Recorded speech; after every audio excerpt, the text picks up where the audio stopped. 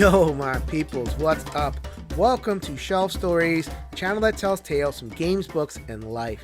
I am your host, Jason. Thank you so much for stopping by for this latest episode of Good Trouble, where I engage in conversations around the community that might be a little bit difficult, but I try to do so in a spirit of education and compassion.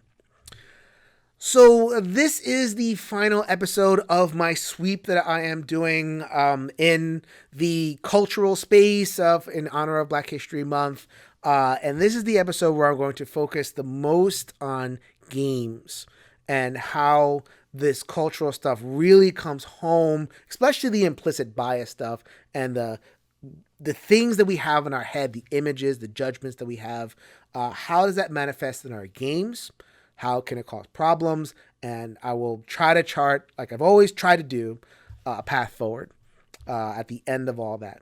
So please go ahead, like the video, subscribe to the channel. Every like, every comment, every interaction helps just with the visibility, but also, getting the word out about what I'm doing. This has been a long road, but I really do mean I'm just getting started, and I value every bit of interaction that I can get. So please, if you can help me out, like and subscribe, I'd appreciate it. So following up on the last video, I kind of talked about 3 moments of bias that kind of come together to generate, stereotypes and different things. So we have a bias towards familiarity and basically a psychological deficiency when it comes to really connecting with other people. Not that it's impossible, but it is harder, right? To really recognize and connect with outgroups. The second thing, we have a bias towards judgment and judgments, categorizations of people, especially when we don't have that familiarity. And then the third one is that quickness, and wanting to bias towards kind of reaching towards the immediate thing, culture, family stuff, and games. I learn a lot about what I know, my associations, my judgments, based on my gaming life. So I was an imaginative kid.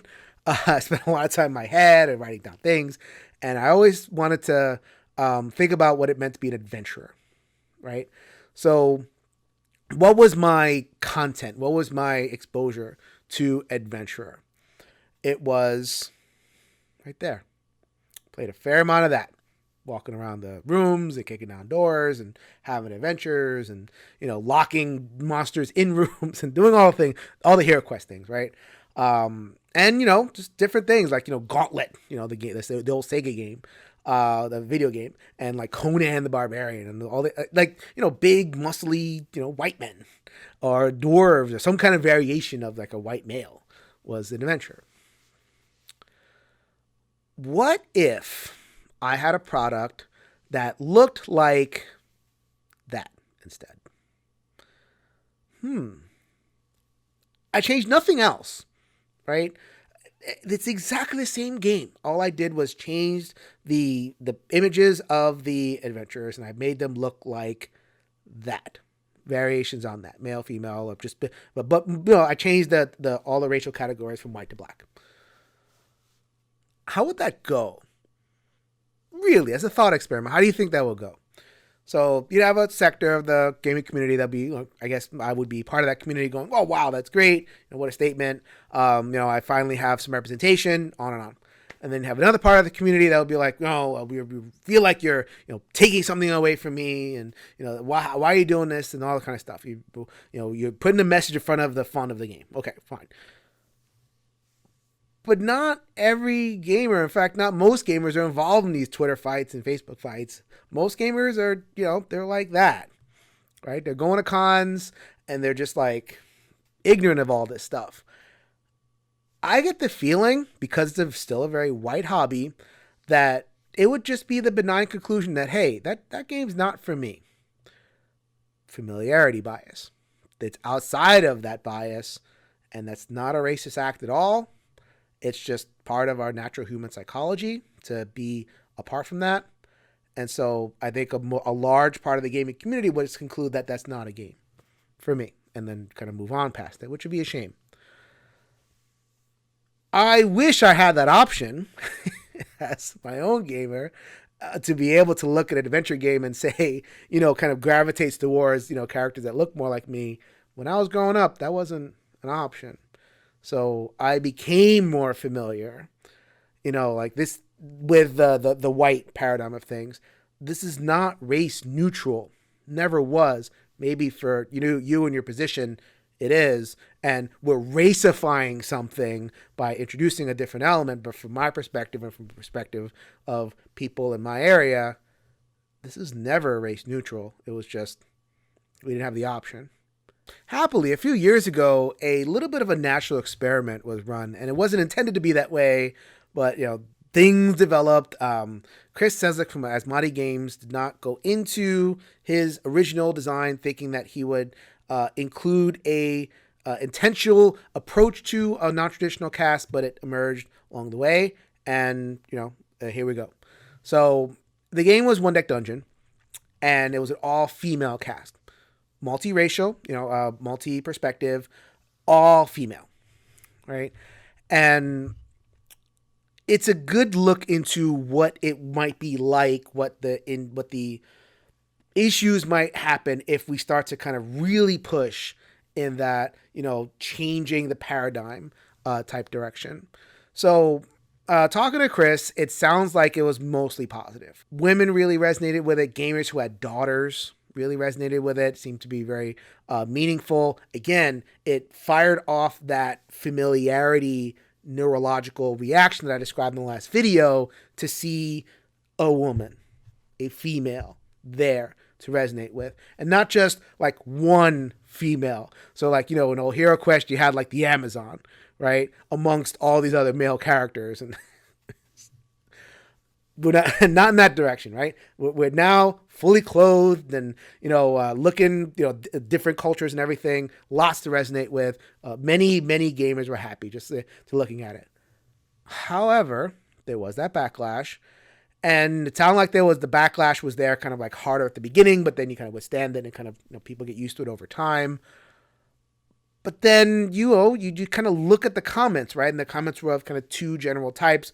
One was just kind of, where's the fairness, right? Have half men, half women, turn the card around, have it male, female, and all this kind of stuff. And, well, the answer to that one's pretty obvious. We've had many games with all males, and, females are, but not represented at all, or represented as tokens. Here is just one statement against that. One statement among many, many, many. Believe me, top 100 BGG is just fine. But that goes to the other kind of deeper response to that, which was an Amazon review that says, how can my son engage with this game? That's really interesting because it gets to what I think is a deeper fear among moderates or among people who are looking at this, that it's not just about the game. It's more about what a commenter on one of my videos called Trojan Horse. That an approach like, One Deck Dungeon, or approach like, like what I conceived of for alternate hero quest, or these other kind of things, that you can defend that in, instances, but they become Trojan horses. And the fear is that it's animated by a spirit that hates whiteness, that hates maleness, that hates heterosexuality, and that the ultimate end game, once the Trojan horse is in the house and, the more quote unquote radical elements come in, is that whiteness is going to go from top to bottom, and the dominant culture is going to be overthrown, maybe even violently, maybe even erased by the different, whatever they conceive of, right? And I know there might be some people out there that are watching this video and kind of like, either laughing or it's like, whatever, but I really think we need to understand that, because I think that is a very animating fear, not just in gaming, but all over the place, that when we do an all-female game, or we advocate for that, we cheer it. When we cheer for like different representation, what we're actually cheering for is the erasure of whiteness, the hatred of, the elements of the dominant culture. So maybe there are folks on my side that have that energy of, all right, I'm tired of you white cishet males. Get out of here. You cause nothing but trouble. You've been in charge for too long. I'm going to replace all y'all with, women and people of color and all that kind of thing, blah, blah, blah. I don't feel that way, but I will not tone police that. That is coming from a very genuine place. And so, this is what you are dealing with if you are a moderate. And so maybe I can understand you get that impression that we're trying to replace y'all. But for me, and for most of the people I speak with, and even, some of the people that are putting out that energy, right, of that we want to replace y'all, I don't think we do.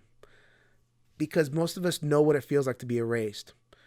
Most of us knows what it feels like to have to negate ourselves and empty ourselves in order to enter into a cultural space, right?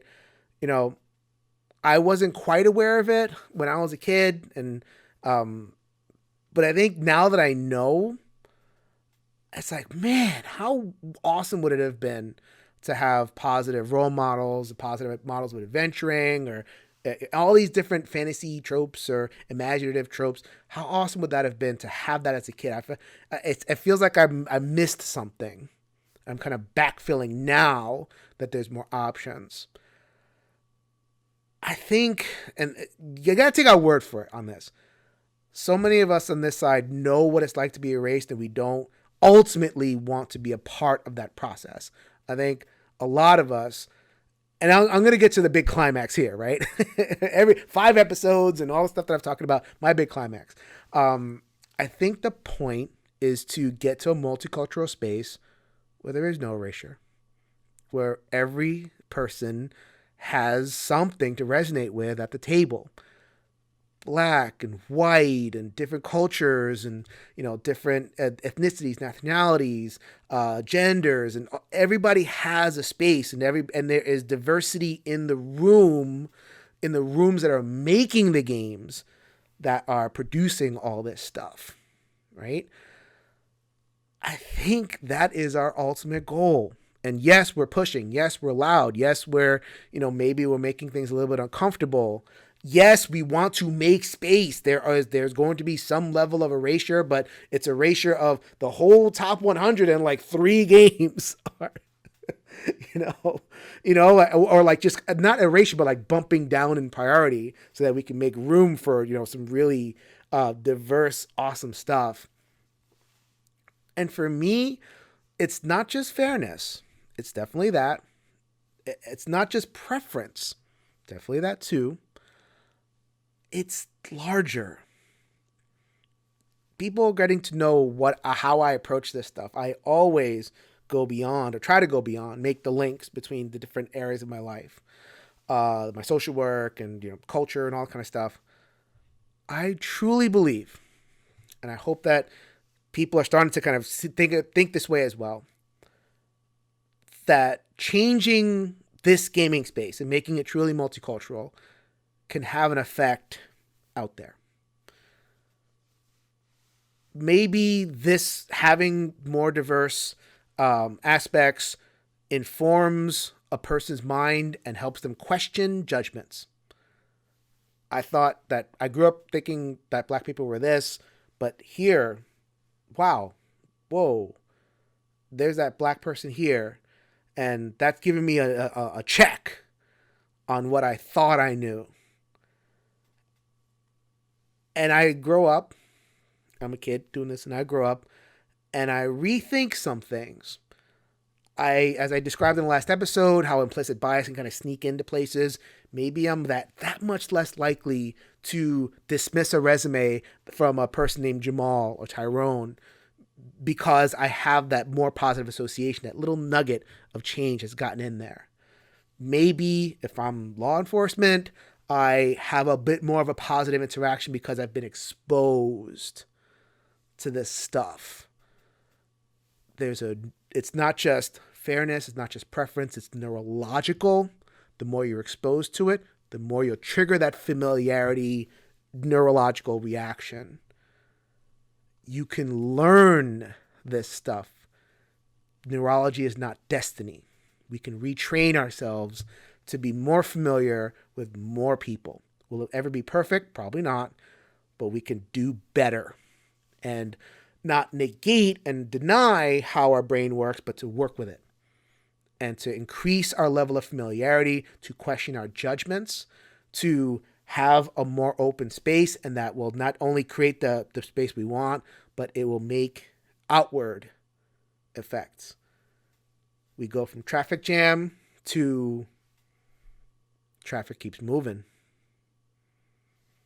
Is that too big? Is that too grandiose? Is that too much? What do we have to lose? What do we have to lose? If we're going to create a board gaming space, let's not just like make a house. Let's make a rocket. Let's do the best that we can to be as diverse as possible. It makes the world better. It makes us better. And I think we will have the most fun gaming tables ever if we really put in the work. We really have faith in each other. Like I say in a lot of the videos, I think our hobby, I think our community, and I think just us as people were worth the effort. Don't know if I'm going to make any for a little while. This took a lot out of me. Research and thinking and conversations and, dealing with people's feelings and, clarifying my own thinking and being challenged. And, that is a lot of work. But at the end of the day, everything that is hard work, as long as it's worth it, that's fine. Let's do it. Let's make it happen. So, I'm still going to be around, still going to be putting out chat with friends. And then, as we've closed off this section, I'm going to be moving a little bit more explicitly towards mental health. Again, it's my home base. I'm a psychotherapist. So I have my self-help series, and now I'm going to be adding some more episodes in that area. I'm going to continue to have chat with friends. I'm going to have more people in here with more diverse topics. We can put the race and culture stuff to bed. I will appear on other podcasts with a continuation of conversation. I've been invited to a couple, which I've been very blessed by. So you can hear my further thoughts, further reactions there. But for here, Shelf Stories, we're going to move on and talk about, this. It's a whole big wide world. So we're going to cover a lot of that too. Please continue to keep up with me on the Dice Tower. I suspended my output there for a couple of weeks so I can focus on this, but now I'm going to get back to get some games at the table, review them, have some fun there. Also playthrough videos on the One Stop Co-op Shop. Have those trickled out once a week or so as well. My Twitter, Shelf Stories GBL, Games Books Life. Shelf Stories GBL on the Twitter. Have a lot of conversations there. User Popesixtus on BGG. Let us continue the conversation. So until next time, this is Jason reminding you, if you can change your mind, you can change the world.